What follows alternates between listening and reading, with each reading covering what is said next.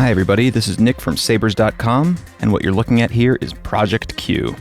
This hilt completes our Duel of the Fates trio, joining Project M and Project O1 as a definitive saber replica. Just like the other two sabers, Project Q was designed using an original screen-used prop as reference. Every little asymmetry and imperfection from the original hilt was retained. So let's talk about those idiosyncratic features, starting with the distinctive grip cutouts. The original saber props for the Phantom Menace were largely made by hand, and repeated features like the Qui-Gon grips weren't made identically. Rather, each one differs just slightly from the other, in width, in curvature, etc. We took great care and individual measurements for every single one of the unique grip cutouts that give the saber its distinctive look.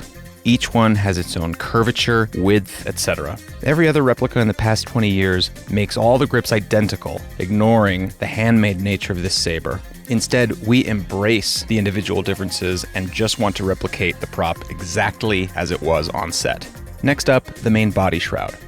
There are several unique features here. First, the hook-shaped cutouts are neither perfectly circular nor are they symmetrical. Each half is unique and has slightly different measurements. Moreover, the cutout itself isn't made from the side, but rather is always pointing toward the central axis of the saber. This is a subtle difference, but one that is easily missed and one I haven't seen in any other replica.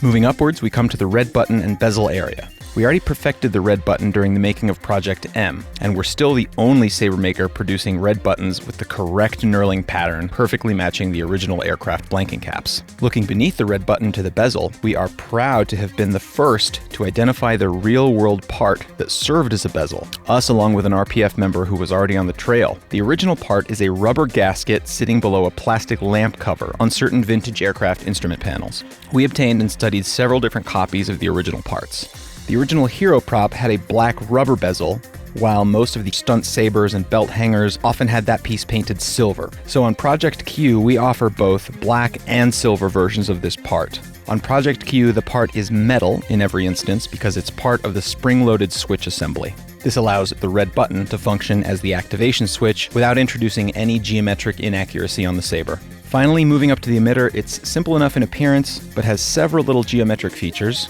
that never get replicated accurately. These include the small step down from the emitter's largest diameter, and the circular dip between the end emitter grooves that are usually replicated as a deeper square cut. So now let's talk about the construction of Project Q. As with all of our sabers, a lot of careful thought and clever engineering went into making this the best replica ever made. Q offers some unique challenges given the ultra-deep grooves in the grip section, yet this is still the most install-friendly Q ever made. Both the pommel and the emitter thread off, and each features swappable end caps. The pommel has a swappable end cap for vented sound holes, while the emitter features swappable caps for a 7/8" blade. The CoverTech screw is all that's needed to lock the shroud in place. Remove the CoverTech and the shroud slides off easily, revealing the extensive inner clearance bores for electronics and wiring. The switch assembly is mechanically identical to the ones found on Project M and O1, with the difference that the swappable bezel is of course part of the assembly. We're currently working on an electronics chassis for Project Q, with more info to follow very soon.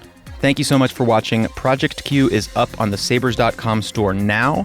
Just head to Saberz.com/Project Q and take a look. Thank you so much.